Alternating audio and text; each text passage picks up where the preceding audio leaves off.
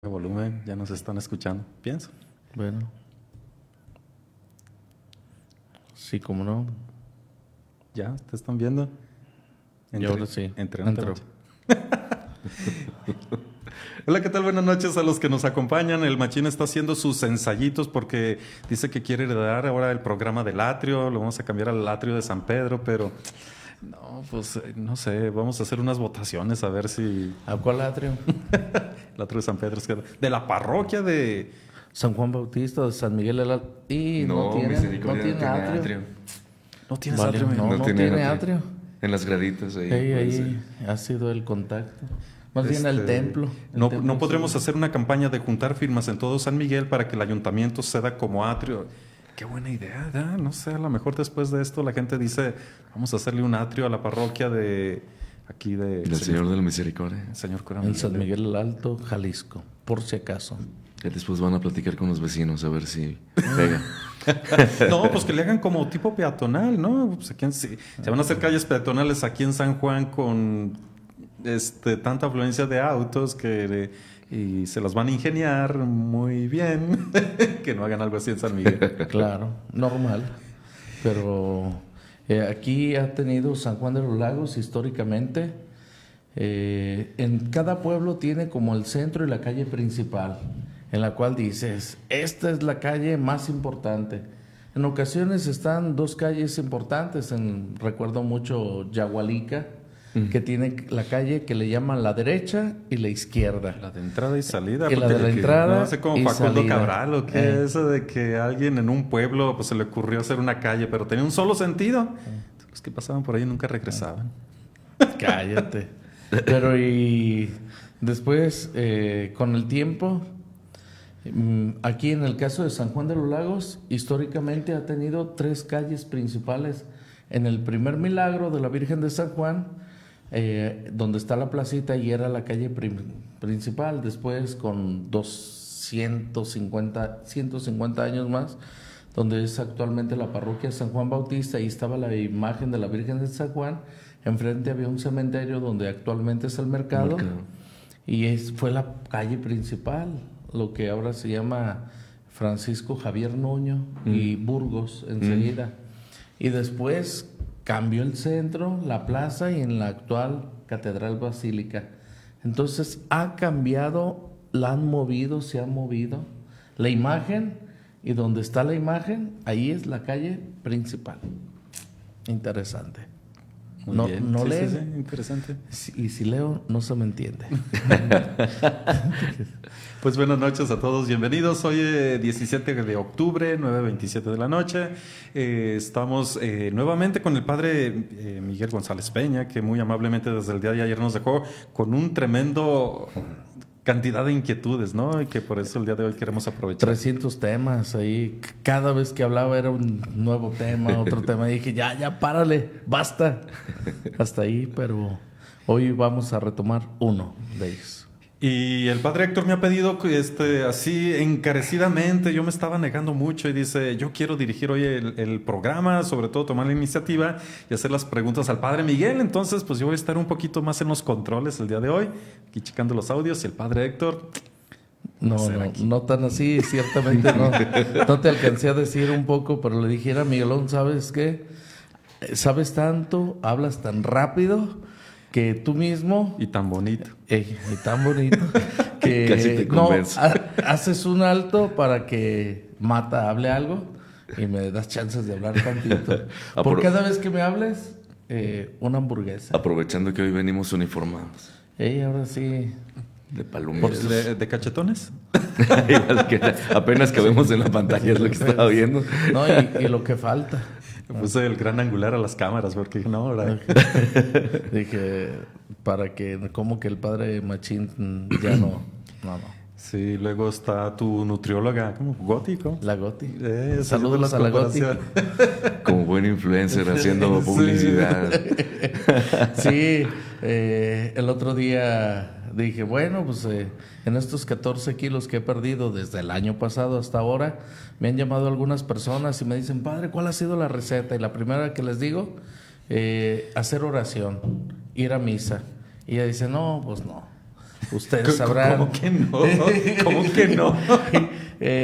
Algunos dicen, están esperando que les diga gimnasio, la receta de la nutrióloga, pero vas aprendiendo más bien a comer, y ahorita estoy en la etapa de que todo lo que te apetece, comerlo menos, y lo que aparentemente no te apetece tanto.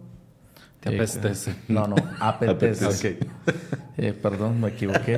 Cocoque, dirían por ahí. Saludos al padre Cosi León. Pero ahí vamos. Y, bueno, adelante. Vamos entrando en cosas más interesantes que la gordura del padre. Eso ya pasó.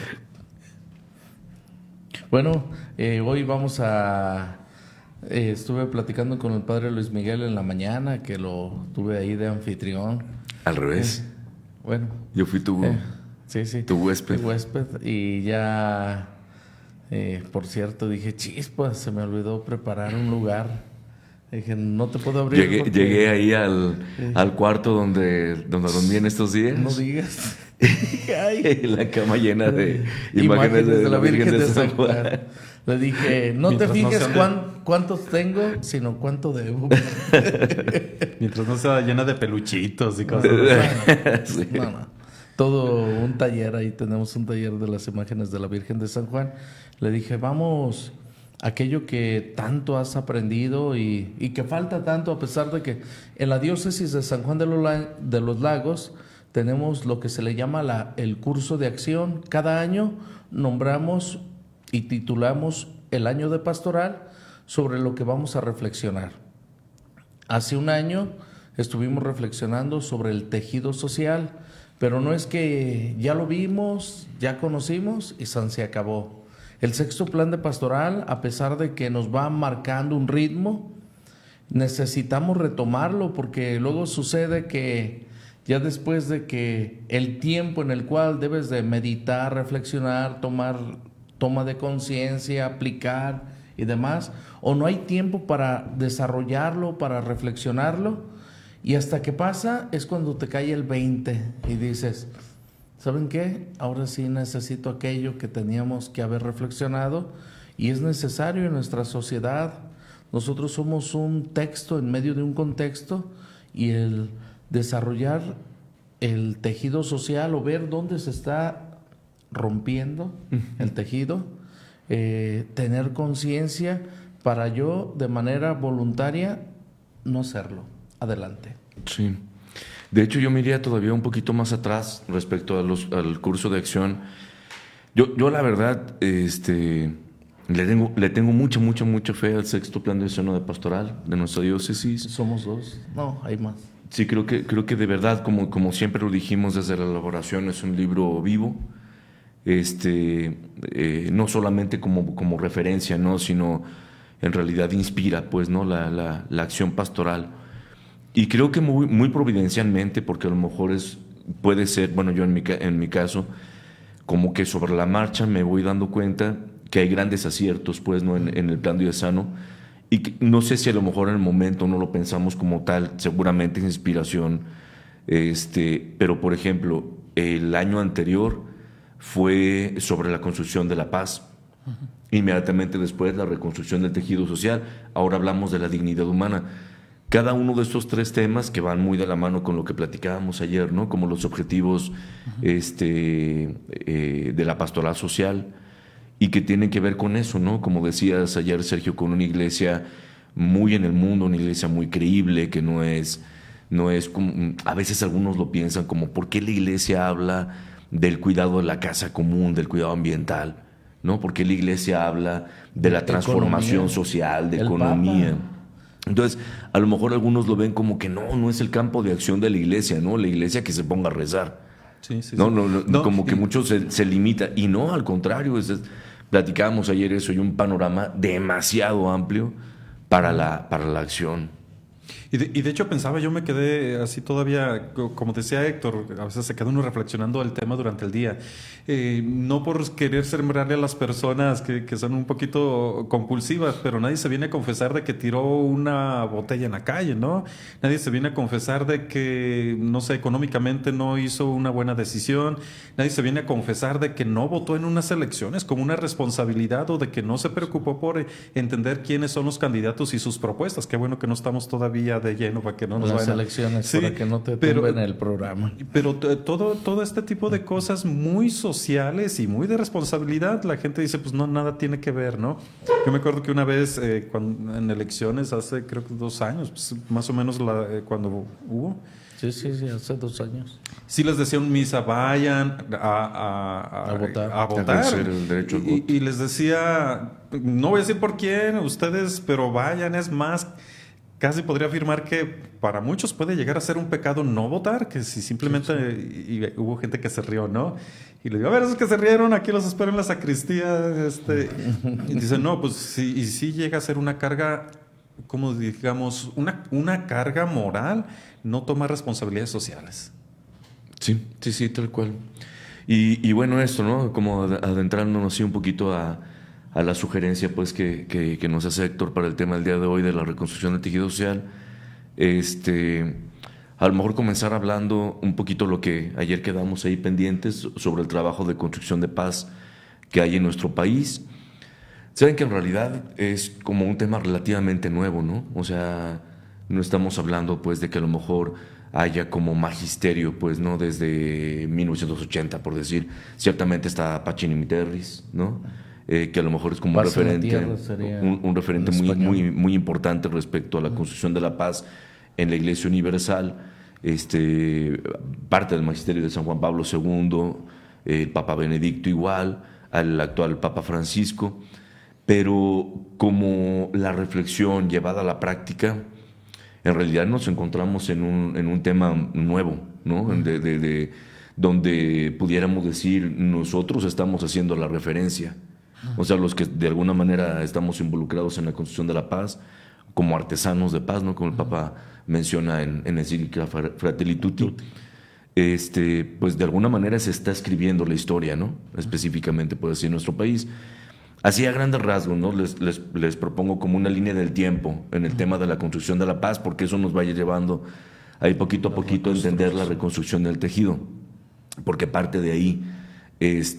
A inicios de los 2000, la escalada de la violencia en el país es cada vez más alta, ¿no? Y teniendo como situaciones de no solamente de la desaparición forzada, sino también del desplazamiento forzado, que en algunas regiones del país, incluso muy lejos de nosotros, aquí en Tocaltiche, pueblos completos, ranchos, comunidades campesinas han tenido que ser desplazadas por conflictos, ¿no? Y tal. Entonces, viendo la necesidad, de pronto hay un acercamiento de la Comisión Episcopal de la Pastoral Social, por sus iniciales, la CEPS Caritas, a la Caritas de Colombia, que ayer comentaba un poquito eso, obviamente. Que tienen más experiencia. Nos llevan tiempo en el campo de años. acción, tanto en la violencia como en la construcción de la paz, bastante tiempo. De hecho, cuando yo estuve por allá, la segunda vez que tuve la oportunidad de ir a Cevita-Pal a estudiar, tuve la oportunidad de acercarme a algunas comunidades eclesiales que tienen ya la experiencia de reconstrucción, específicamente algunos pueblos desplazados, ¿no? Que estaban, no sé, en la selva, tal, y que la comunidad completa llegó a las ciudades formando una comunidad eclesial con una experiencia muy interesante, pues, y de pronto ellos decían, en Colombia hay 3 generaciones, es decir, abuelos, padres e hijos que no conocen la paz.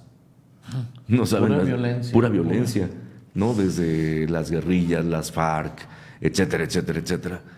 Entonces, a partir de ahí, ellos han venido generando un ejercicio muy interesante respecto a la construcción de la paz.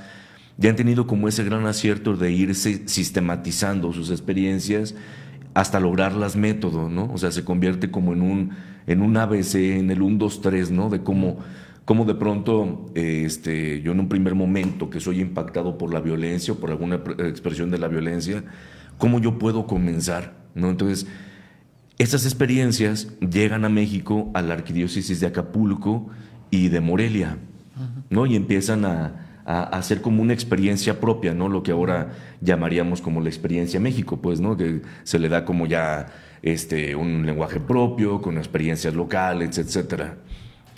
En el 2010, este año es clave, ¿no? Porque la Conferencia Episcopal Mexicana de pronto hace, los obispos de México, hace una reflexión muy, muy, muy concienzuda, interesante, que de pronto se aglutina en un libro que nosotros conocemos con el nombre de Que en Cristo Nuestra Paz, México tenga vida digna.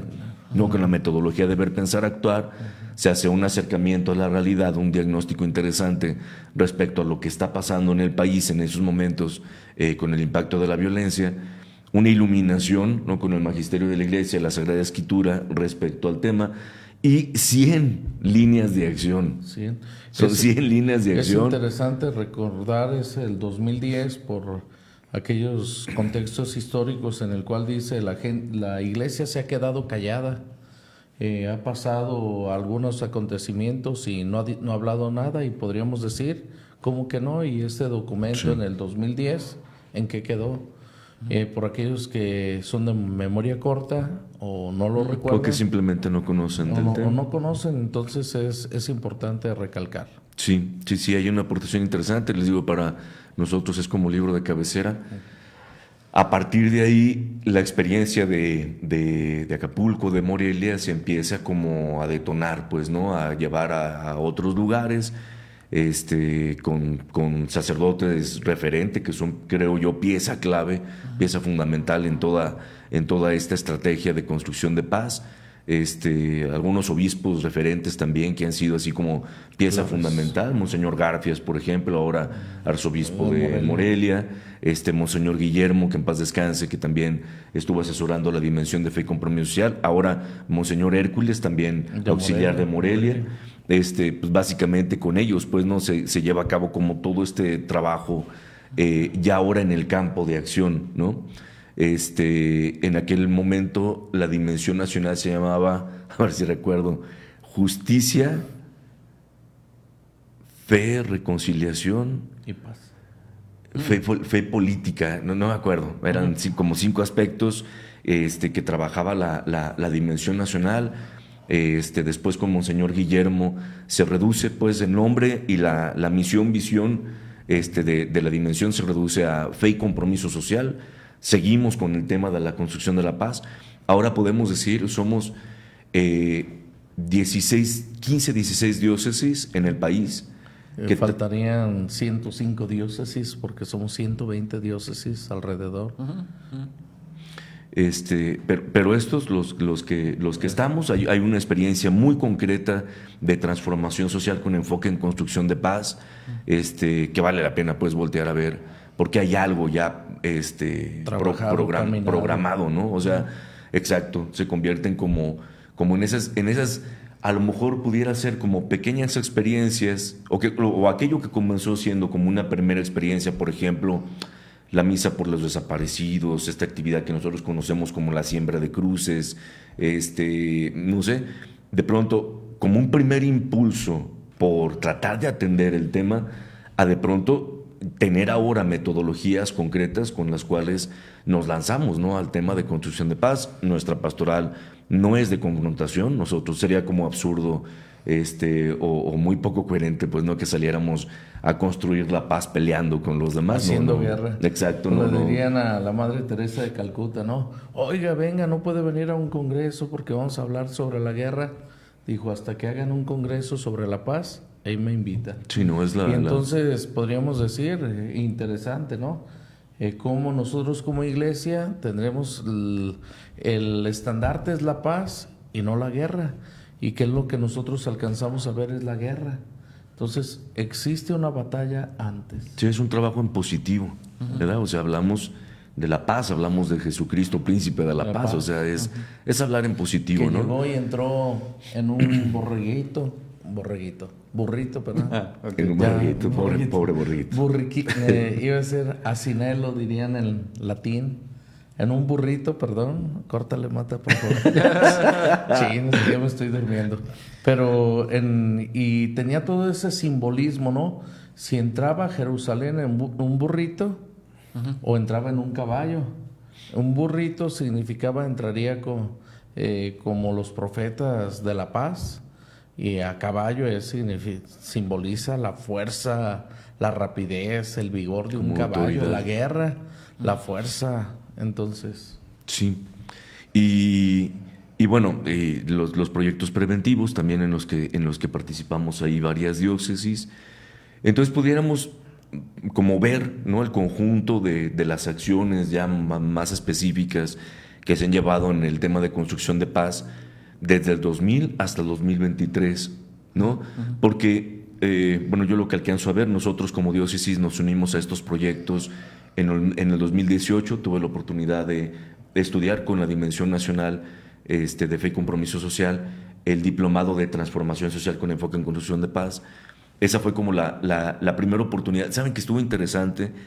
El primer acercamiento que yo tengo, ya asesorando la pastoral social para la diócesis, el señor obispo Jorge Alberto me invitó a participar a un taller de ecología integral, ¿no? En ese primer momento, antes todavía no se le llamaba cuidado integral de la casa común, antes era como un intento de traer Laudato Si, la encíclica sobre el cuidado del planeta, hacerlo planificable, pues, ¿no?, en el país.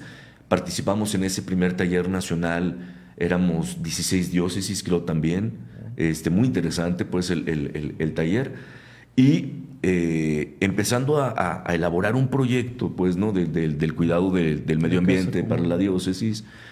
De pronto, el tratar de analizar los conflictos socioambientales, de pronto me hace caer en la cuenta que en la diócesis, pues, está siendo afectada por el impacto de la violencia, ¿no?, de las violencias en diferentes aspectos. Entonces, es tratando de ser coherente con esa situación de que nosotros no hablamos de una pastoral verde, no en el tema ecológico, sino más bien una pastoral integral, ¿no? Por eso se le llama el cuidado integral de la casa común. No solamente reforestamos, ¿no?, por decirlo así, sino que vamos directamente a la persona. Entonces, al ir directamente a la persona, pues en el equipo de la pastoral social nos damos cuenta de que, pues, antes que esto está el impacto de la violencia, ¿no? O sea, que desestructura por completo la antropología del individuo, ¿no? O sea, te pierdes, ¿no? Cuando la violencia te impacta, de pronto tu humanidad, tu ser humano se desparrama, no sé cómo decirlo, ¿no? Se fragmenta, es un impacto tan grande. Toda una unidad concreta, fortalecida, se fragmenta. Te desestructura. Y se destructura. Exacto. Y entonces, pues bueno, desde 2018 hacia acá, en estos 23 años, sí hay un esfuerzo, no son acciones aisladas como algunos tal vez hubieran mencionado en su momento, sino que sí de verdad hay una acción muy concreta en una línea del tiempo donde nosotros podemos ver el crecimiento de estas acciones que comienzan a lo mejor, como les digo, tal vez como tratando de aprender de la experiencia de Colombia, pero que ahora se logra como una experiencia México, ¿no?, como tal. En el caso de Colombia, en la segunda oportunidad que tuviste de estar por allá, ¿solamente escuchaste experiencias o de parte de la universidad te ofreció algo, o tú te acercaste a esos grupos pero te alcanzaron a pasar alguna estructura o manera de hipótesis y desarrollo de programa en cuestión de la violencia? De hecho, sobre todo en el tema del perdón, reconciliación y recuperación de la memoria histórica.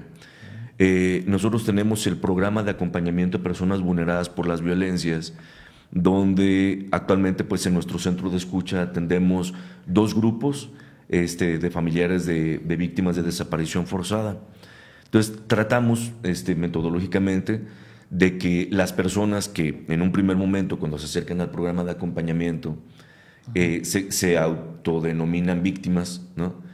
De pronto, en el proceso, que dura aproximadamente 3 años y medio, al final del proceso, la persona pueda ser como su propio metarrelato, ¿no? O sea, es el cómo yo expreso mi realidad, el cómo yo expreso mi vida, mi ser, la experiencia de ser yo, pero desde aprendizajes, ¿no? Entonces, al final del proceso, compartimos 3 talleres específicamente. Uno es respecto al perdón, que no es un perdón ingenuo, pues no es el perdón visto desde la cruz de Cristo, el perdónalo, Señor, porque no saben lo que hacen. La reconciliación, ¿no? Para que realmente la persona pueda estar realmente integrada en su contexto social, que no se sienta ni relegado, ni excluido, ni nada. Y por último, la recuperación de la memoria histórica, ¿no? ¿Sabes? O sea, la mejor manera de sanar el pasado es logrando que tus heridas se conviertan en aprendizajes. O sea, lo que tú has vivido, conviértelo en aprendizaje. Yo les digo a las señoras, por ejemplo, que nos acostumbremos, en el buen sentido de la palabra, a platicar nuestro metarrelato, ¿no? O sea, esta gran experiencia de ser yo, que lo platiquemos como tipo parábola, ¿no? Como Jesús, donde de pronto al final vendrá un aprendizaje. No, en la fábula le llamamos moraleja, ¿no? En la parábola no hay moraleja.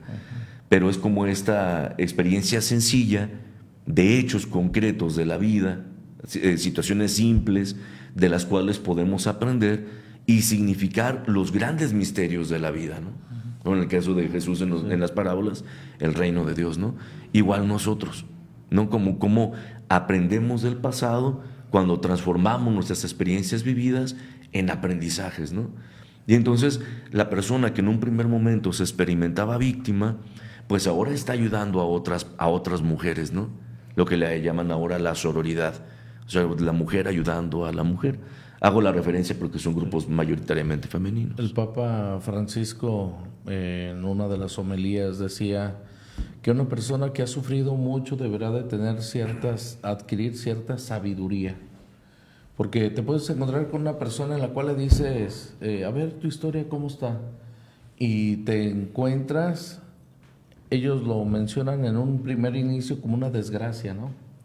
Y dicen, es que tuve esta desgracia y luego esta otra desgracia y luego... y una vida llena de desgracias. Y luego y empiezan a llorar, ¿no? ¿Y eso cuándo pasó? Pues hace 30 años. ¿Y qué has sacado de esos? No, traigo ahorita en mi mente la venganza. Entonces es como para ver el nivel en la cual están, en dónde están ahí, en qué línea. Sí. Si ya han pasado la línea y en el cual se vuelven a contar la historia de una manera más positiva, más alegre, con más fe, con más esperanza. Y eso que dices, el texto de la Sagrada Escritura de Señor, perdónales porque no saben lo que hacen, y que ya están en disponibilidad y yo les digo, ustedes que están pasando por esto, tienen la obligación de tender una mano, ya sea ante un desaparecido, una mamá que perdió un ser recién nacido, y que ya vivieron y lo pueden contar con mucha fe, y que en ocasiones sucede algo en la comunidad, y digo, ustedes tendrán que ser los primeros en acercarse y decir, ante esta situación te queremos ayudar. Pero en el caso, no es lo mismo cuando muere un hijo recién nacido, que ahí tienes al bebé, y que alguien te ayuda cuando de un desaparecido, porque tienes que tener mucha precaución, quién se acerca, o en ocasiones llegan y salen algunas personas, pasó algo en tu casa, y en el cual al ver pues son antenitas de otros y tienes que decir, no ha pasado nada, y hay mucha desconfianza. Hemos aprendido nosotros mucho de nuestra pastoral de la salud, ¿no? O sea, anteriormente asesorada por nuestro amigo el padre Oscar Villarroel, compañero, y actualmente por el padre Luis Adrián, todo el equipo de psicólogos, psicólogas que trabajan en la Casa Frater. La verdad, una experiencia muy buena, muy buena.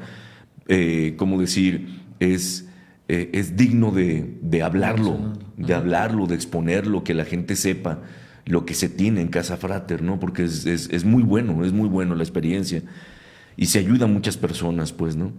En el acompañamiento integral. Cuando tuve la oportunidad con algunos agentes de pastoral de la parroquia donde trabajo, en el Señor de la Misericordia, tuvimos la oportunidad de estudiar el taller de tanatología. Alguna de ellas estudió diplomado de tanatología. Y aprendimos ahí varias cosas interesantes. Bueno, una primera, haciendo referencia a lo que mencionábamos, me acuerdo muy bien de una frase, ¿no? Del taller de tanatología de elaboración del duelo. Dice, si quieres sentir como una satisfacción momentánea, véngate. Pero si quieres ser feliz toda la vida, perdona. ¿No? Creo que todos nosotros en nuestras pérdidas, de alguna u otra manera, buscamos un culpable. O hemos generado culpas, o sea, culpas falsas que nos autoimponemos, o culpabilizamos a alguien por nuestras pérdidas. Entonces, es indispensable el tema del perdón y de la reconciliación para estar sano, ¿no? Para integralmente sano. A propósito de lo que mencionábamos respecto del perdón y la reconciliación. Y nosotros, desde Fe y Compromiso Social, tomando la estructura base del taller de acompañamiento en duelo, que ayuda mucho para la elaboración de las pérdidas, desde la tanatología, nosotros seguimos acercándonos allá a la teoría de Pauline Boss, que es quien desarrolla este estudio, ¿no? sobre la pérdida, plantea las 5 etapas del duelo, ¿no? por pérdida, que sería la negación en un primer momento, el enojo, o la ira, que es como el primer impulso emocional que ayuda, empieza a la persona a canalizar.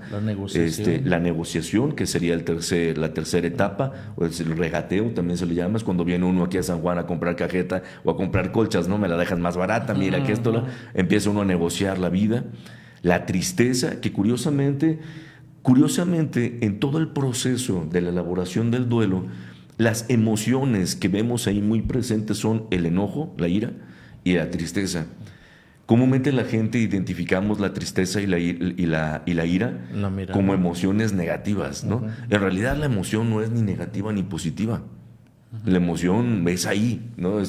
Simplemente está ahí. Es la forma en la que nosotros interpretamos la realidad y reaccionamos ante la realidad.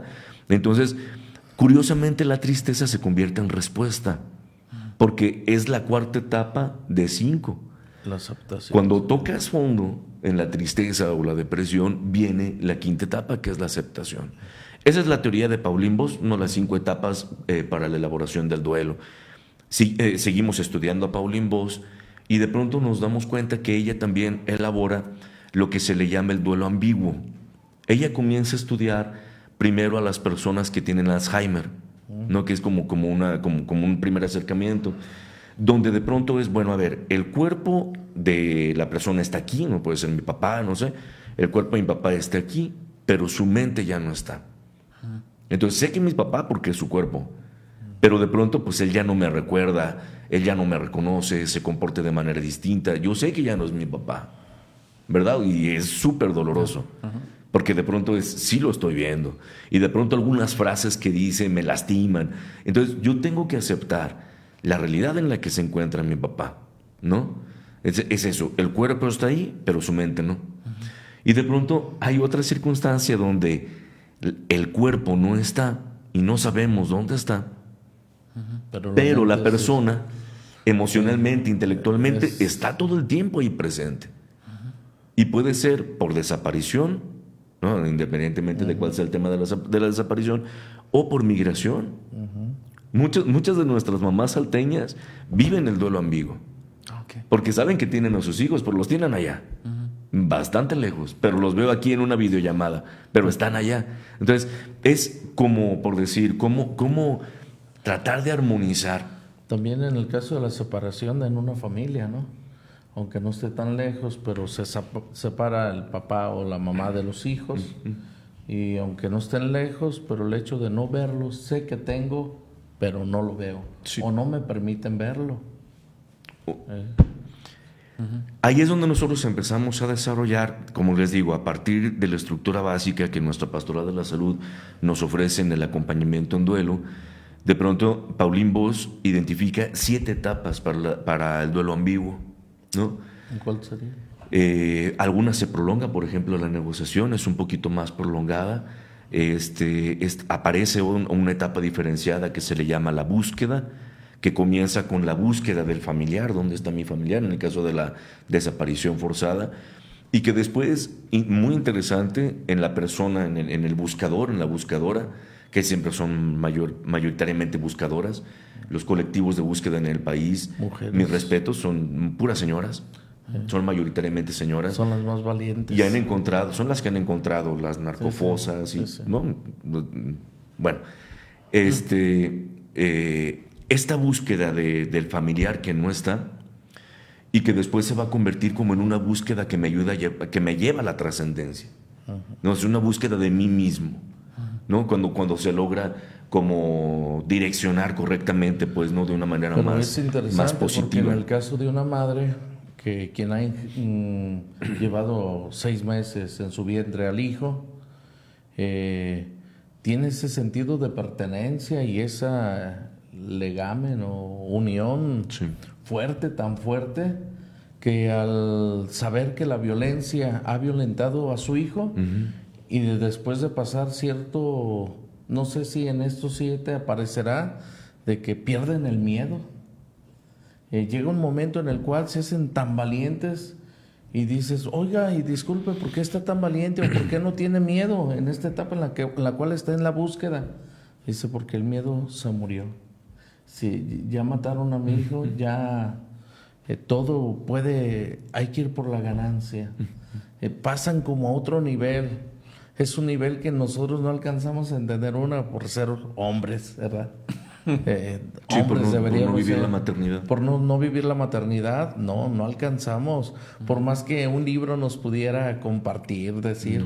Pero una madre, recuerdo que en una comunidad sucedieron cosas tan difíciles que en la cual salieron todas las madres y ahuyentaron a los malos. Y dice una maestra, una profesora, dice, jamás habría pensado, y por eso, no sé si recuerden, hace como 1 mes y medio, que el Papa Francisco en sus catequesis de los miércoles dedicó una catequesis a las madres y decía, porque el mundo, esa conversión en donde deberá de iniciar va a ser en las madres. Porque la fe, ¿cómo se inculcará la catequesis? Hasta que la madre, ahora sí, la lengua materna, los gestos maternos, el amor materno, cambia, convierte, trasciende. Y por eso una pastoral de cuidar a una madre, porque ella cuidará a los hijos y les dará todo el cariño y la ternura. Es lo que en ocasiones algunos dicen, el amor de los últimos. Uno no entiende, ¿cómo que el amor de los últimos? Sí, al cuidar, al proteger, al fortalecer, al dar una claridad, al inspirar a una persona al bien, que es fundamental en el eje de la vivencia de la comunidad y de la familia, harás que después cambie todo. Y son los últimos, y a pesar de que es la primera, ¿no? Dicen, la mamá es la primera que se levanta, ¿y qué? La última que se duerme. La última que se duerme. Entonces es apostar por agradecerles, darles confianza, que no se abracen de la tristeza, porque la tristeza, los miedos y los temores son 3 sentimientos que nos hacen perder el sano juicio. Adelante, perdón. No, está bien. Una pequeña corrección. Regularmente los embarazos son de 9 meses y no de 6, como dijiste hace poquito. Sí. Bueno, bueno, por los 7 mesinos. Y hay otros de 8 meses. Y luego en cuestiones a propósito de que dijo una ginecóloga, ¿no? Dice, hay algunas personas que dicen, pues que es mejor de 7 meses que de 8 meses. Dice, no, imaginen en un microondas, no es lo mismo. Bueno, ya. Sí, Otro tema. No. Sí. Ni que fuéramos expertos. Adelante. Muy interesante, Miguel. O sea, me quedo pensando en ese término de pues los duelos, conocer las etapas. Y bien decíamos que, por ejemplo, en la pandemia el hecho de no tener ciertos rituales nos impedía cerrar ciertos duelos, inclusive cuando recibían el cuerpo de la persona, o a veces nada más las cenizas y todo eso. Pero estos duelos ambiguos que muchos están viviendo, y casi hasta podría decir algunos microduelos, y afortunados algunos que el hijo se va a cruzar sin documentos, que las personas, aunque después sepan de él, pero están viviendo durante una semana, 2 semanas, hasta meses, que no saben de él, y algunos que no volvieron a saber de él, ¿no? Sí, sí, en el caso del duelo ambiguo, como tal, es capacitar, hacer que la persona desarrolle habilidades para el sí y para el no. Es como interesante verlo de esa manera, pues, ¿no? Porque igual no sabes, ¿no? Al no tener alguna certeza de dónde está, si te lo encuentras, ¿qué va a pasar? En cualquier momento puede regresar. O sea, está esa probabilidad de 50 y 50. Y lo digo con mucho respeto, pues se da, y tratando de, sobre todo, de ser como lo más empático posible con quien nos esté viendo y que esté viviendo una situación así. Que no es así nomás tirar las palabras al aire, hay que hablarlo con mucho respeto y empatía. Es eso, ¿no? Es como decía una señora en el grupo, decía, es tan fuerte, pues, no, lo que se vive. Dice, en alguna ocasión, pues, ¿no? Antes de irme a dormir, estoy rezando por su eterno descanso, y al día siguiente presto le estoy poniendo el plato porque pienso que va a llegar a desayunar. O sea, es esa ambigüedad. Esa ambigüedad que te parte en dos, ¿no? Entonces, si hay que preparar en la estructura de la psique, emocionalmente, incluso la misma experiencia familiar. ¿Qué pasaría si vuelve? ¿Y qué pasa si no vuelve? O sea, en las dos situaciones es como es fuerte el acompañamiento. Yo en lo personal les platicaba ayer a ustedes dos, ¿no? Como en el caso de nosotros, cuidadores, acompañantes, escuchas, constructores de paz, primero y antes que nada tratamos de desarrollar habilidades de autocuidado para el acompañamiento, ¿no?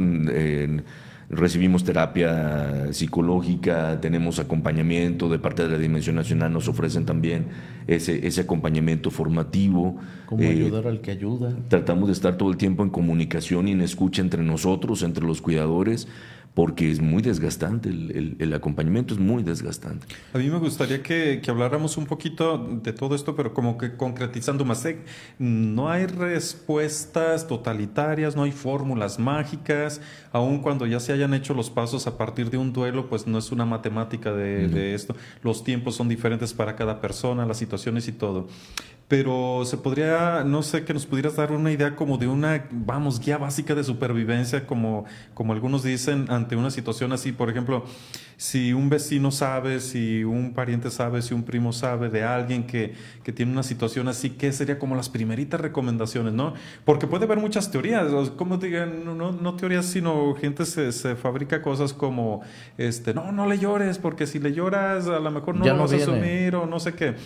Quitar como esos ciertos mitos que hay, que a lo mejor tienen más experiencia, y que dijeras, a veces se cultivan ciertos mitos, o que algunos ponen mucho la foto de la persona ahí, y qué cosas ayudan, qué cosas no ayudan con respecto pues a personas que están pasando eso. Pero obviamente a lo mejor me voy a adelantar diciendo, pues no hay recetas mágicas, no es de que, pero como qué cositas, así 5 puntos que trates de evitar y 5 puntos que te pueden ayudar mucho. Y antes de que se me olvide la idea, y a ver si no se nos pasa, pues también para los ayudadores, porque muchos de los que nos ven son agentes de pastoral, y que muchos a veces queremos hacer más de lo que está en nuestras manos hacer. También saber que no somos el Superman para rescatar a todo mundo. ¿Qué sí podemos hacer los que queremos ponernos a ayudar, igual sacerdotes y agentes de pastoral, y qué cosas deberíamos de tener precaución en tomar, ¿no? Yo digo que primero para el acompañante, ¿no? Para la escucha, para el ayudante. Primero y antes que nada, la escucha sin juicio. Y en eso tenemos que crecer mucho, mucho. Porque solemos mucho escuchar rápidamente, por la misma dinámica de la comunicación, es interpretar, ¿verdad? Tu cerebro de alguna manera va a codificar aquello que está recibiendo, y por muchos filtros que uno tiene, por la propia vivencia, por la formación, por la cultura, tiende uno a interpretar lo que uno escucha. Ahí lo primero, lo recomendable para el que acompañe o para el que escucha una historia de este tipo, ¿verdad? Como dices, mi vecino le está pasando esto y el vecino se decide hablar conmigo respecto al tema, es eso, ¿no? Primero escuchar sin juicio. El juicio sería esto porque se ha hecho una costumbre de seguro Andaba mal. andaba mal. Yo creo que sí, yo creo que entonces inmediatamente quitar eso, ¿no? De hecho, en alguna de las misas que celebramos, bueno, nacionalmente es una jornada de oración y sobre todo por personas desaparecidas y que se traían pues las fotografías y todo eso. Mucha gente tenía miedo traerlas porque decía, bueno, nos van a juzgar porque esto, aquello, ¿no? Y en alguna de las celebraciones también decía, ¿qué medida tenemos nosotros para juzgar? ¿No? Ninguna, ¿no? Tenemos la medida para orar y acompañar. Ok, entonces, primer punto así, obviamente, escuchar, absolutamente ningún juicio. Sin juzgar. Sin juzgar y si es posible, sin opinar. Okay. Que también eso es muy difícil para nosotros, ¿verdad? Sobre todo para sacerdotes, que rápidamente queremos como generar respuestas en la persona que nos busca. Y no, creo que lo mejor es ayudarle a la persona a que encuentre sus propias respuestas. De hecho, creo que es lo más sano. Okay. No dar como dices, porque no existen fórmulas mágicas como para llegar a responder, ¿no? Segundo, respecto a la ayuda como tal, que también esto, Pastoral de la Salud tiene este taller muy interesante de relación de ayuda. Ojalá que lo pidieran para sus parroquias, pues, no para sus grupos, para las comisiones. Es muy interesante. El taller de relación de ayuda nos ayuda precisamente, pues, no, como a distinguir por medio de la dinámica de la comunicación, que una manera en la que nosotros podemos comunicarnos es con ayuda. Y entonces trato de entender que la mejor forma de ayudar a alguien no es como yo quiero, como ayudante, sino como la persona realmente lo necesita. Entonces, implica de mí un ejercicio sobrehumano de empatía, para ponerme realmente en la realidad que el otro o la otra está viviendo y poder generar de verdad las herramientas, las habilidades que la otra persona necesita. Ahora, definitivamente, como dice el dicho, en ocasiones mucha ayuda que no estorba. Sí. Hay mucha gente de muy buena voluntad que le gusta ayudar, pero no tiene habilidades de ayuda o no tiene la capacidad de ayudar a tal problema en específico, ¿no? Entonces, cuando de pronto yo me doy cuenta que no tengo habilidades para ayudar a esa realidad, remito a quien sí las tiene. En una ocasión, a propósito del juicio y de saber que llegan personas, eso a propósito a los sacerdotes, es interesante de que escuches a las personas antes de la misa. Vi que llegó muchísima gente al templo de San Pedro Esqueda y tú dices, algo pasó. Y ya hablé, dije, ¿puede venir alguien de los familiares? Y ya me mandaron a una de las hermanas y le dije, la celebración eucarística, y ya me dijo, por mi hermano que lo desaparecieron. Y casi le ponían, gracias a Dios que se me prendió el foquito y con el estudio de la psicología de la emergencia, que no te debes de adelantar a algo que no sabes si estás en esa duda. Y le dije a la familia, ¿y ustedes qué le piden a Dios? Y ya le iba a pedir yo eterno descanso. Cuando ellos dicen, no, pues que vuelva. Y no sé ustedes, pero yo lo aprendí aquí en San Juan, pero es por las intenciones él se ponen las personas, por sus intenciones, que estará en una situación, ya sea que el padre Luis Miguel también me enseñó, porque le he preguntado si es que vive, que un ángel le devuelva por el... Si está vivo, o sea, te pedimos por esta persona que no sabemos dónde está. Si está vivo, pues que siempre pongas en su camino amigos que lo conduzcan hacia Dios. Si es que ya está contigo, que los ángeles lo conduzcan hacia Dios. A su presencia. Entonces, este tipo de oración también ayuda y para ellos les ayuda mucho, les reconforta. Pero como uno como sacerdote que dice, por el desaparecido fulano de tal, y en ocasiones dices, dale Señor el eterno descanso. No, todavía no sabes, y ahí casi le matas a la persona y muere la gente Sí, no, hay que ser como muy prudentes, pues, Sí. ¿no? Con nuestro hablar, las palabras tienen mucho peso, mucha fuerza. Se hacen reales. La palabra puede convertirse en esperanza o puede convertirse en un... Tragedia. Ujú. Entonces, sí hay que ser como muy prudentes, pues, ¿no? En el acompañamiento de estas realidades. Y respecto a la persona que está viviendo la experiencia, primero como tal, no forzarse, ¿verdad? O sea, cada quien vive su propio proceso, cada quien lo va viviendo a su tiempo, a su modo, cada quien está tratando como de generar la experiencia, no se forza, ¿verdad? No, ¿cómo decir? No salimos a buscar respuestas forzadas, ¿no? Aunque yo sepa dónde está la persona que me puede ayudar, tú vive tu proceso, tú lo vives a tu tiempo. Pero sí que de pronto haya como la posibilidad, pues, ¿no? O sea, sobre todo, si el no salir a buscar respuesta o si no salir a buscar el diálogo con alguien está siendo ocasionado por el miedo, simplemente eso, ¿no? Como buscar a ver si realmente ese miedo que estás sintiendo es real. Por lo que decíamos, ¿por qué? Porque el impacto de la violencia es tan grande que en ocasiones nos hace perder ¿cómo decir? Como El sano juicio. el buen análisis de la realidad.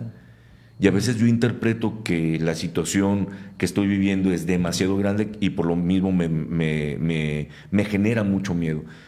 Y a lo mejor puede ser que yo esté a salvo y que yo pienso que no lo estoy, ¿no? Obviamente por las circunstancias que ya ha mencionado Héctor. Y a lo mejor eso es lo que me mantiene como encerrado. Como no perder de vista que la mejor manera en la que uno puede comenzar un proceso sanitario es hablando. Hablando, ya sea verbalmente o escribe tu historia, cántalo, báilalo. Las expresiones artísticas son buenísimas para, precisamente la redundancia, pues no, para comenzar a expresar lo que estás sintiendo. A lo mejor no sé qué decir, pero hay alguna canción que dice exactamente lo que yo quiero decir. Y tal vez puede ser que por medio de la música, por medio del arte, de la pintura, empiece a expresar lo que traigo. Y es muy importante hablarlo.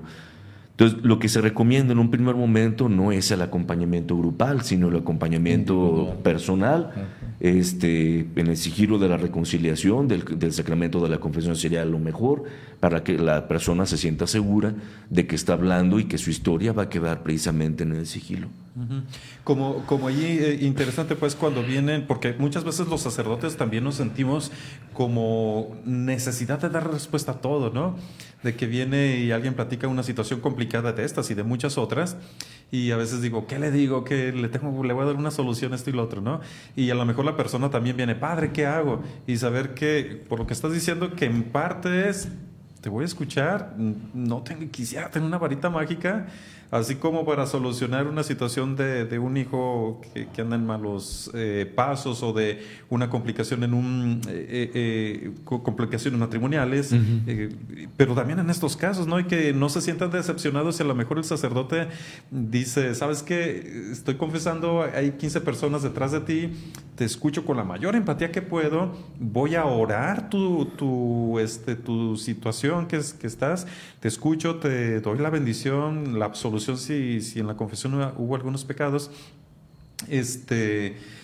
pero que es un primer momento, a lo mejor ven, platica, no busques todavía la solución en parte de un sacerdote que él me voy a confesar y ya después de esto, si no es un primer paso, ¿no? Sí. Sí, no, porque primero es así, buscar la gracia en la reconciliación, que obviamente va a ayudar a cualquiera en su proceso, independientemente de lo que sea, sí. Es la búsqueda de la gracia, pero siempre dejar ahí como la puerta abierta para la dirección espiritual. Ajá. ¿No? Okay. Que como dices, si en el momento la persona que necesita ser escuchada está en la fila de la confesión, pues no se desespere, pues, ¿no? Porque a lo mejor necesita mucho más tiempo para el ejercicio de la escucha y que en el momento de la reconciliación, sobre todo habiendo fila, es más complicado, ¿no? Entonces sí se necesita como dejar un tiempo en específico donde nuestras notarías, nuestras oficinas sacerdotales pueden ser ese espacio seguro donde la persona puede recibir como ese primer ejercicio de contención.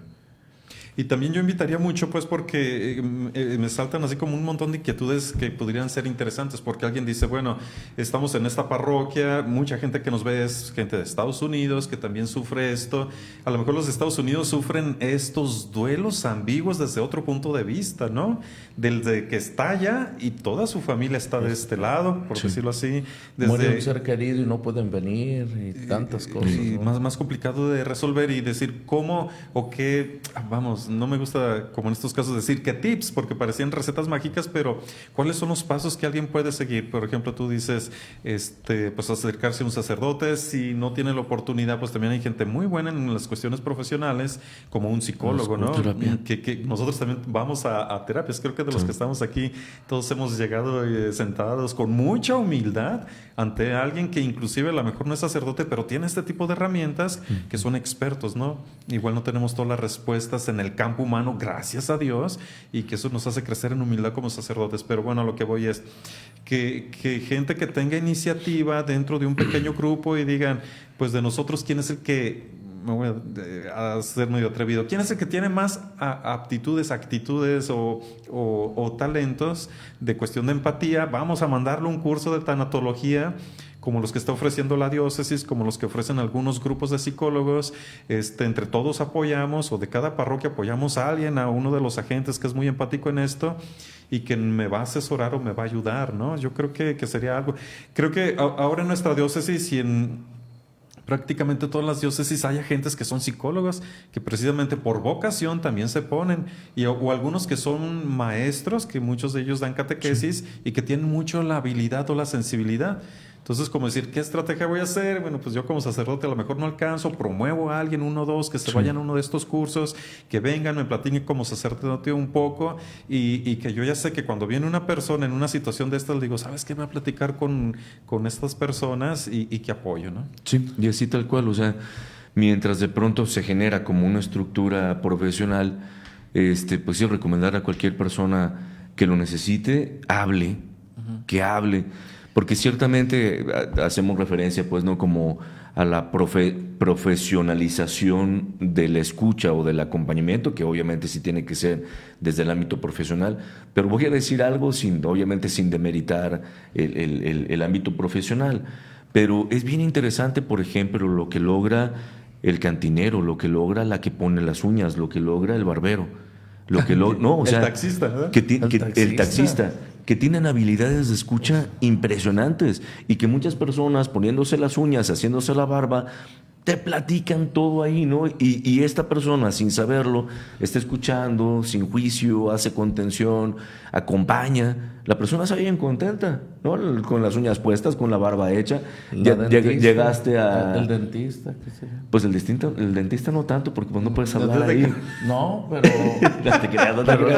El dentista de Padre Héctor, recomiéndalo y también te da terapia ahí. No, sí es como interesante. Creo que como lo refiero, ¿por qué? Porque como dices, hay muchas personas que tienen habilidades empáticas, habilidades de escucha y tal vez ni cuenta se dan.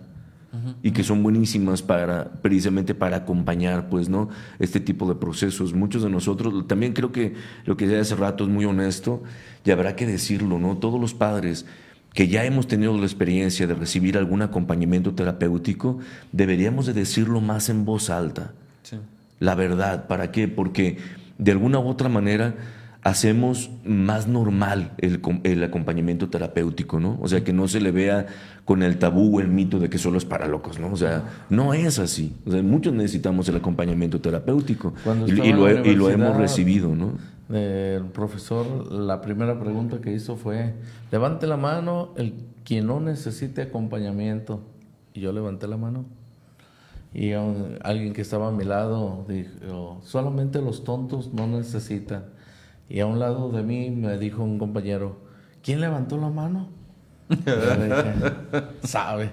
Y entonces uno cuando va a un centro de rehabilitación, yo les digo, los felicito por estar aquí, pero en realidad todos los que estamos fuera deberíamos también estar a la par en el centro de rehabilitación, también la familia, también la sociedad, porque somos parte de una unidad, de una integridad, de una sociedad, de una comunidad. Y cuando decimos, ¿te hace falta a ti?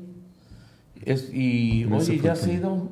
No, pero es que yo no necesito. Es Ujú. Sí, no. signo de que necesitamos. Sí, todos lo necesitamos, todos por salud integral, todos lo necesitamos. Y aprovecho esto que menciona Héctor respecto a la sanidad comunitaria, ¿no? Porque ahorita nos enfrascamos en el tema es muy, muy interesante, como para hacer otro atrio. Pues Sí, lo claro. que íbamos a hablar no lo hablamos. Sí, ya lo estamos Al ahí. rato lo cambias el título, dicen. O le cambias el título o le cambiamos el contenido. Pero creo que nomás Sí, va a ser hablamos más fácil del duelo el ambiguo. título.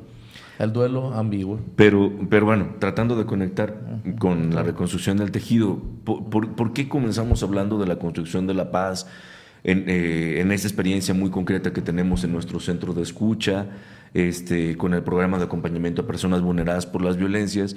Pues hablamos de este tema de construcción de paz porque a partir de la construcción de la paz es que comenzamos a hablar de la reconstrucción del tejido social. Precisamente por eso, porque luego de pronto es, bueno, a ver, rehabilitamos a un preso, a un drogadicto, tal, pero luego de pronto en la reinserción social es donde nos quedamos otra vez a medias, ¿no? La persona va a regresar a su mismo entorno. Quien se rehabilitó fue esta persona, su entorno no se rehabilitó. Entonces, comúnmente cuando regresas a tu misma realidad se vuelven a activar todas las circunstancias socioculturales que detonaron un adicto, que detonaron una situación vulnerable, en peligro, etcétera, etcétera, etcétera.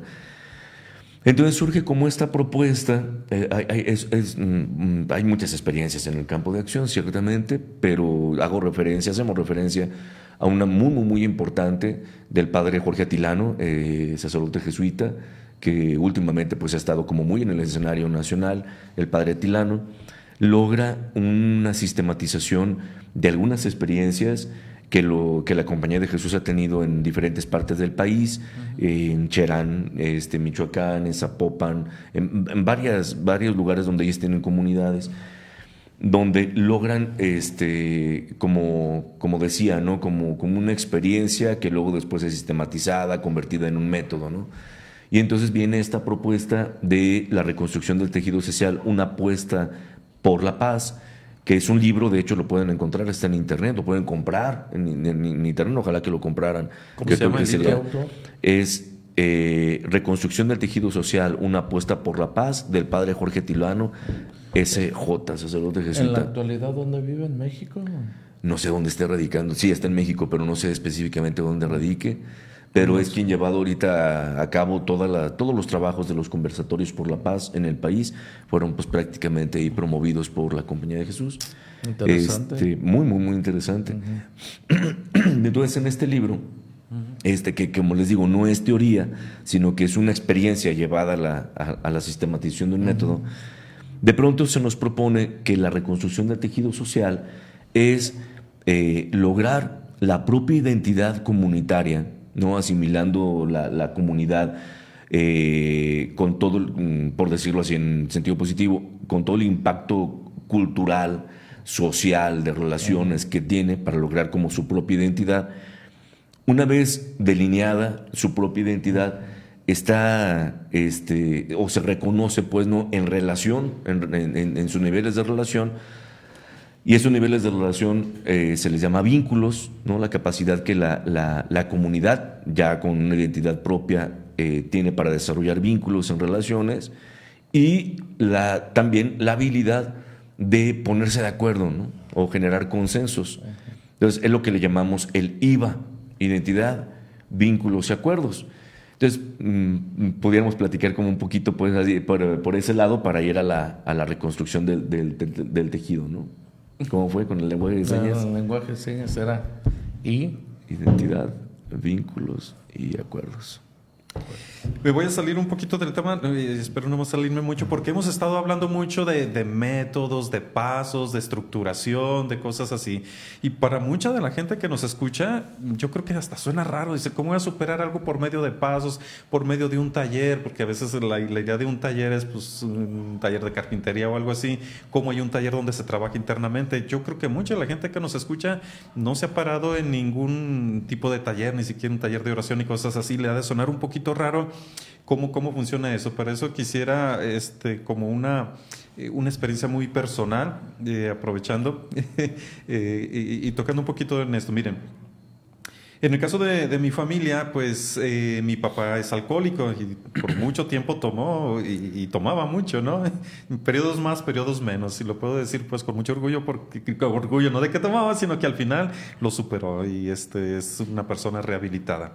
La cuestión, lo que quiero decir con esto es, primero, no hay familias perfectas. Ni del sacerdote Sergio, ni del sacerdote Miguel, ni del sacerdote Héctor. No, y menos. platicamos con muchos sacerdotes. Nuestras familias no son perfectas, entonces de allí no juzgar, porque muchos, ¿qué van a decir la familia del padre? Y es el papá del padre, etcétera. Ni siquiera las nuestras, ¿no? Porque algunos nos tienen, seguramente su familia es una familia ideal, por eso salió un sacerdote, ¿no? A lo mejor Dios nos dio un sacerdote porque si no, no sé qué seríamos de nosotros, ¿no? Por las debilidades. Entonces, no hay familias perfectas. Alcohólico puede ser un hermano drogadicto, puede ser un papá, una familia, etcétera, etcétera. Entonces, desde ahí el no juzgar. Y ya es un camino para la aceptación, ¿no? Segundo, como mi papá en esta situación, pues platicábamos con él, ¿no? Y entonces yo llegaba y a veces la tentación de sentirme el salvador. O me echaba mi mamá, pues habla con tu papá, o tus hermanos, oye, pues, y cada uno hablábamos y yo decía, pues a ver, nos sentábamos, platicábamos los ratitos que estaba sobre, no, pues a ver, vamos viendo, ya es la última vez, y pues la última que se toma, y él también en conciencia diciendo, sí, ya voy a dejar, estoy metiendo un poquito de las adicciones, pero bueno. Y pues para el otro día otra vez igual, y la siguiente semana igual, y llevamos 2 meses, y sentir la impotencia de decir, ¿cómo le hago? Inclusive hasta de broma le decía, pues ¿en qué idioma quiere que le hable? Ya le hablé en español, ¿no? Ya aprendí ruso, aprendo chino, como dice la gente. Y ahora ¿cómo se lo digo? Y llega un punto en donde me di cuenta que yo no puedo. Así haya estudiado 10 años de seminario, otros 4 años de universidad, otros 5 de idioma, le di la vuelta al mundo, perdón por lo presumido, pero si quieren vámonos. Y llega un momento en que dices, hay ciertas cosas que yo no puedo. Digo, porque es la tentación de mucha gente de hablar con sus familiares y decirles, siéntese, vamos a platicar y échele ganas.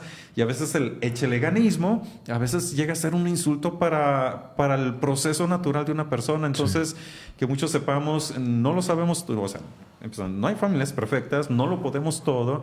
A veces el que seas muy inteligente, muy sabio, o en algunas ramas, inclusive en la medicina, alguien en algún oficio, en alguna profesión, debes dejarte ayudar. Mi papá estuvo en un centro de rehabilitación 3 meses en Tepatitlán y parte del proceso era rehabilitar a la familia. Y dijeron, hay un retiro donde viene toda la familia y ahí va también el padrecito y también yo necesitaba de entender muchas cosas dentro de una dinámica. Entonces, rehabilitación de la familia, ¿no? Sí. Y también en el momento de que se dan este tipo de cosas, la manera de ir sanando a la persona que vive una situación así, también es ir sanando a la cuadra, a la colonia, a la parroquia, a la comunidad, a la escuela, al grupo, al ambiente de trabajo. Y pienso que también ahí hay un reto grandísimo, ¿no? Las empresas que son socialmente responsables con sus trabajadores bueno, pues sabemos que este tipo de trabajadores, por la edad que están, por el barrio donde viven, por el pueblo donde se mueven, por el tipo de maquinarias, de cansancio, etcétera, están en una situación vulnerable. Entonces vamos implementando también ambientes saludables para la gente que trabaja ahí. Y todo eso necesitamos de hacerlo mecánica, sistemática, concienzuda, profesional, espiritual, con todo esto, ¿no? Entonces pensaría que allí estamos tratando de rehabilitar y me hace mucho sentido todo lo demás. Bueno, decir, los libros, los documentos, las personas que tienen experiencia, las pláticas, los psicólogos, todo esto es porque si no, bueno, todo esto son una serie de engranes que al final tienen resultados y los tienen muy buenos. Que no lo podemos hacer, no nos carguemos el mundo solo, sería mi conclusión. No te caches el mundo solo, a lo mejor eres el hijo, el hermano, el pariente, el vecino de alguien que está sufriendo ahí y tienes mucha buena voluntad, pues la buena voluntad a lo mejor prepárate un poco más, busca información, si tú crees que tienes habilidades y si no, promueve para que alguien vaya, y hay personas que ya tienen un camino recorrido, que no se están inventando desde cero los caminos y acudir a ellos, por ejemplo, pues lo que tú estás promoviendo. Sí, y de eso, ¿no? Súper interesante.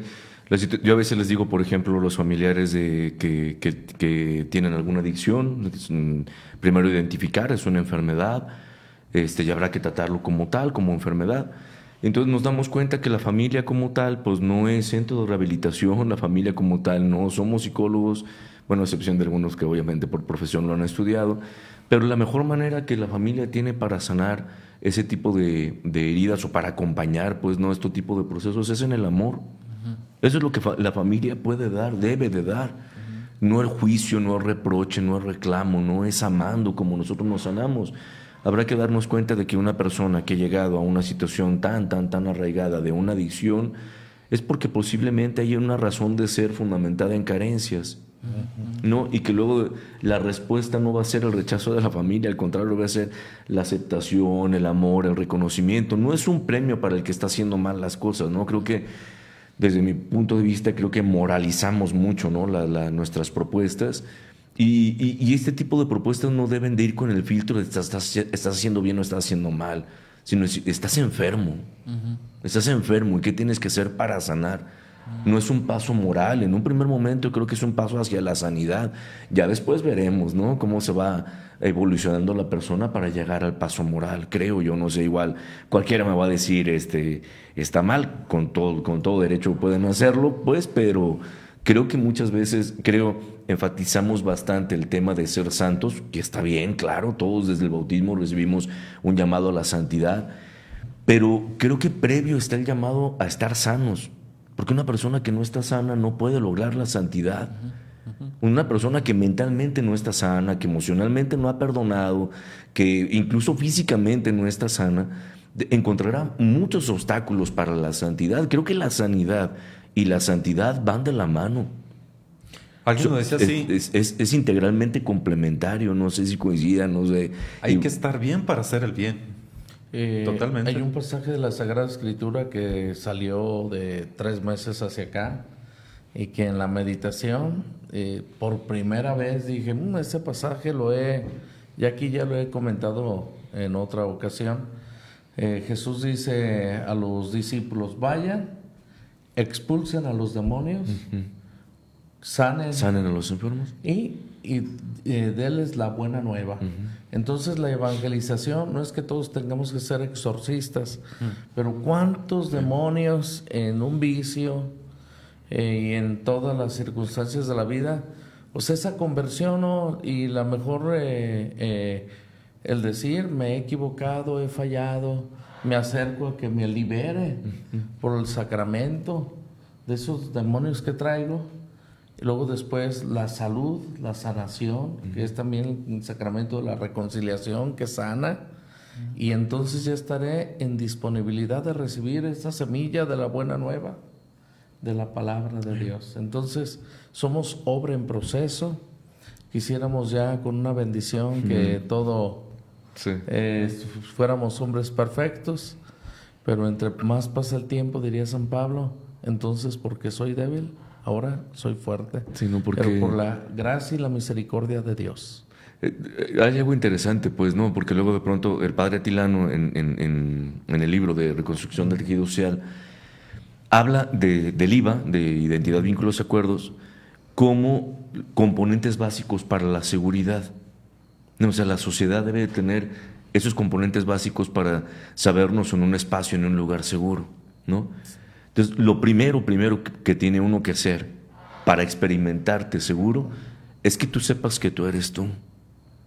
O sea, el recuperar tu identidad. Y entonces, ciertamente es como un ejercicio de introspección cuando lo hacemos de manera personal. Yo siempre que menciono este momento de la identidad, hago referencia al personalismo, a esta corriente filosófica de mediados del siglo XX, muy interesante, con la cual yo en lo personal coincido mucho, recordando, por ejemplo, a uno de los principales exponentes del personalismo, Martin Buber, que parte de esta premisa, tal vez una premisa muy simple, pero al mismo tiempo muy profunda, ¿no? Es, yo soy yo en cuanto tú. O sea, mientras más te conozco a ti, más me conozco a mí. Porque cuando yo me doy cuenta que tú eres tú, yo me doy cuenta que yo soy yo. Se escucha tal vez muy absurdo, una premisa simple tal vez, pero para lograrlo implicas mucha profundidad. Está un ejemplo simple de un cuento que todos conocemos, Tarzán, ¿no? De pronto la experiencia esta de que la avioneta se cae, los papás del niño se mueren, es adoptado por una familia de gorilas, ¿no? Entonces, este pequeño ser humano creció pensando que era un gorila, porque en relación todo el tiempo estuvo con gorilas. Viviendo y sobreviviendo. Como un gorila. Y ciertamente pobrecillo, ¿no? Porque la historia nos dice que era como un gorila en desventaja. En comparación con ellos estaba más flaco, era lampiño, no tenía habilidades, etcétera, ¿no? Por lo menos no contaba, para su bien, no contaba con los pulgares de los pies, a diferencia del resto de los simios que los tienen como nosotros, pues, ¿no? Como en las manos.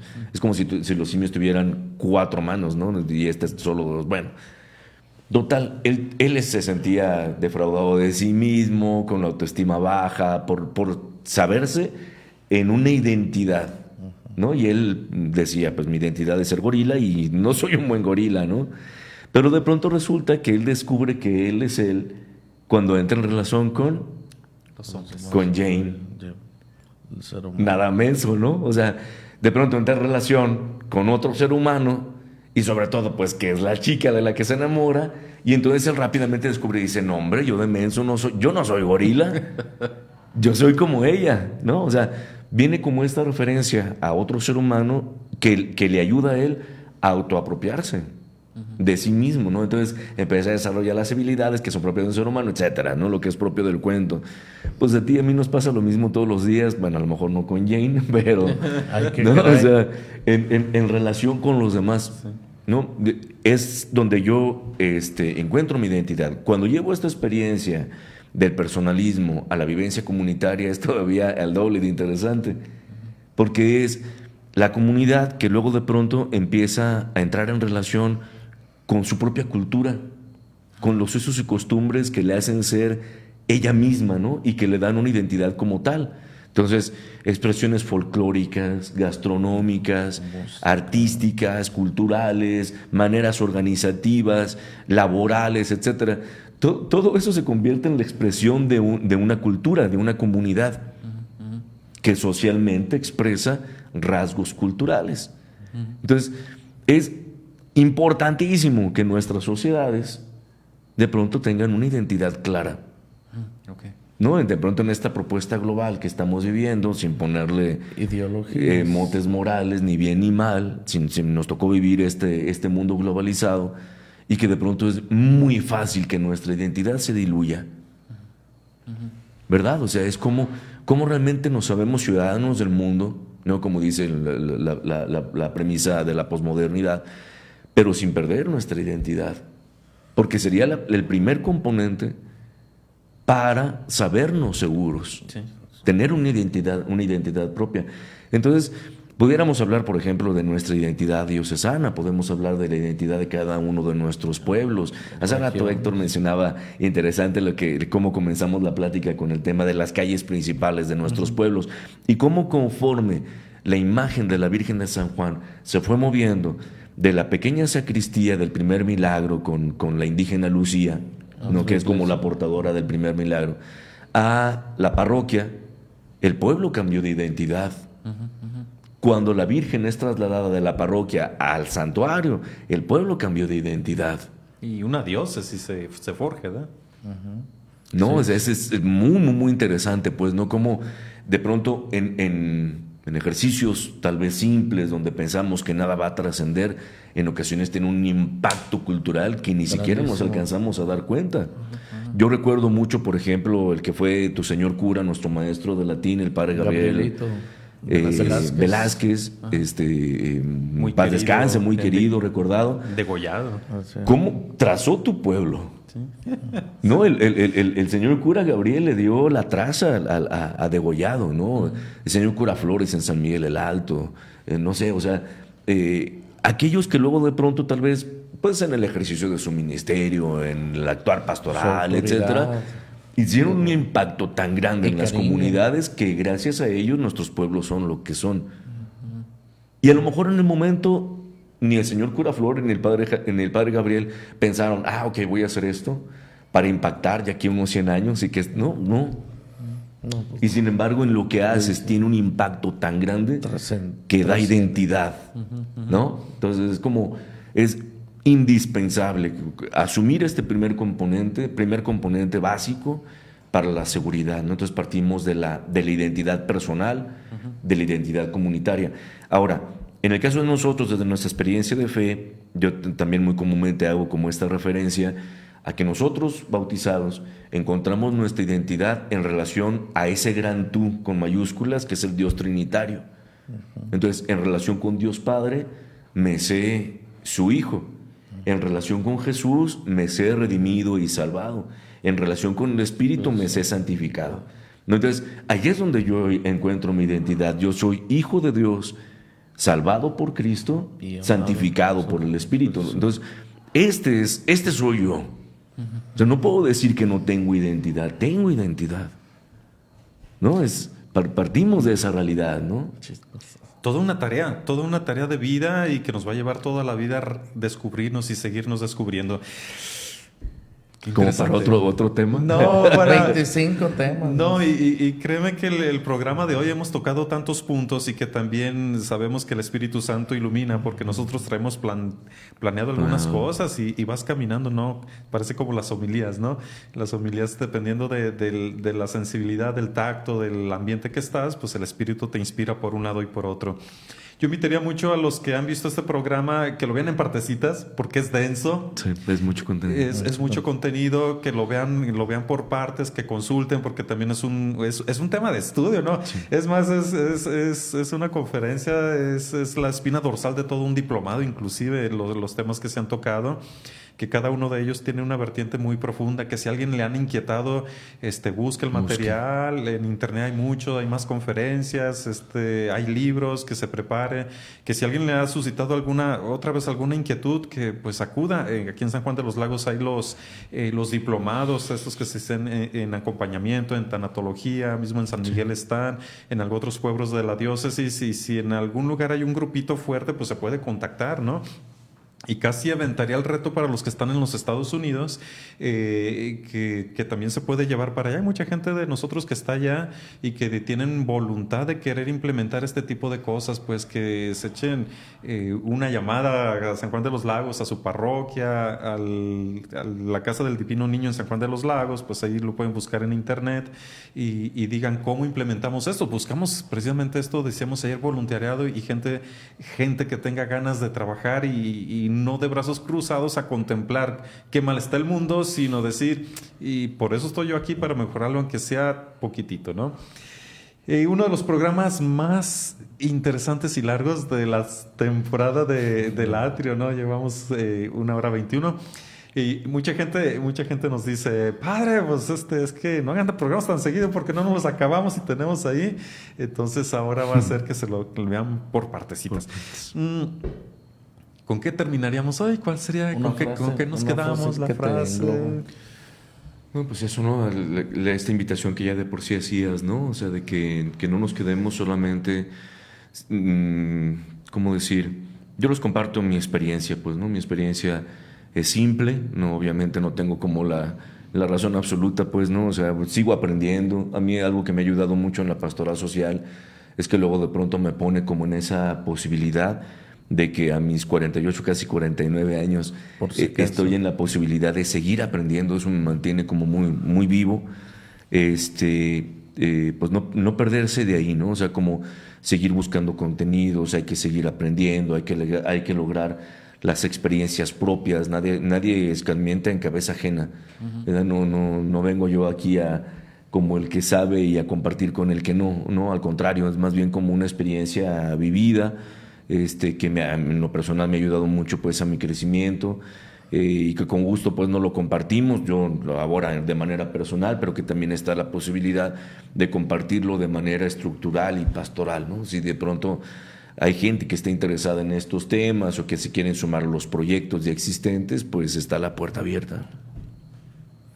Bueno, pues que somos obra en proceso, que todos necesitamos ayuda, uh-huh, y que ante situaciones difíciles y adversas, tomar la calma y acercarse a alguien.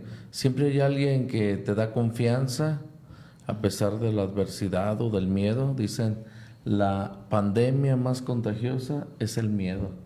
en la pandemia que pasamos era decía, a 1.5 metros, por favor, de distancia. El miedo, no necesitas tener un contacto personal con alguien cuando ya le transmitiste el miedo. Que por medio de la oración, la fortaleza y con alguien que ya ha pasado esa adversidad, pero y que ha podido contarlo con mucho más esperanza, es con la persona indicada. Y eso, no tener miedo a reconocerte vulnerable y limitado, ¿no? Todos lo somos, pero en este mundo de apariencias perfectas nos cuesta mucho trabajo asumirnos débiles, vulnerables, incluso a lo mejor hasta quebrados. Así de rapidito les platico como una experiencia que viví en Misericordia. Esta comunidad me ha enseñado a ser sacerdote, me ha enseñado a ser persona, me ha enseñado muchas cosas. Al principio a mí me costaba muchísimo trabajo precisamente esto, ¿no? Mostrarme vulnerable.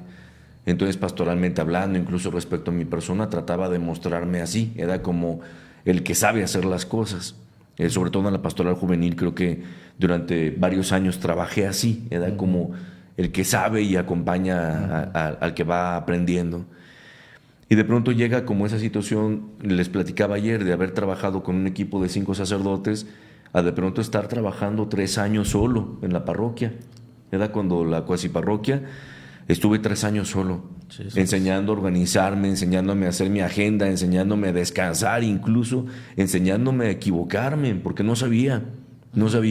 Y a mí algo en lo personal que me ayudó mucho fue saberme tirar carrilla. En serio, mismo, a mí mismo. ¿En un espejo o en la misa?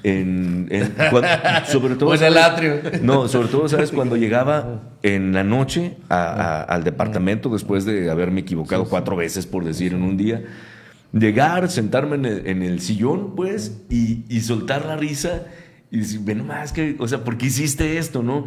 Antes, cuando me equivocaba, me recriminaba mucho. Y cuando de pronto logro como rescatar el sentido del humor en mi proceso, pues de pronto el sentido del humor para mí se convirtió en un elemento curativo. Saberme reír de mí, saberme vulnerable, limitado y no perder el sentido del humor por eso, ¿no? A mí en lo personal eso me ha ayudado bastante. Mata. Pues si quieres carrilla, aquí te invitamos todos los días, los buenos. Hubieras dicho antes. Yo por eso vengo y salgo tan feliz. Diría, échale.